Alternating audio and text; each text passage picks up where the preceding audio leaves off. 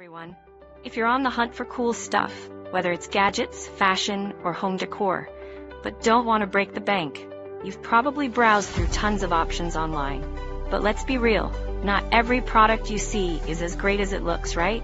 Today, I'm going to show you how to shop smart so you won't waste your time or money. Have you ever experienced this? You see something in the pictures, it looks amazing, but when it arrives, it's a completely different story. The quality's off, or it doesn't even work properly. Shopping online can feel like searching for hidden treasure, but sometimes that treasure turns into a disappointment. Luckily, you can still find awesome products if you know the tricks. Always check reviews, look at user-uploaded photos, and compare sellers. The key is balancing price and quality. Don't worry, I've already handpicked some of the best products for you, from cool gadgets to stylish home decor. Everything you need is right here.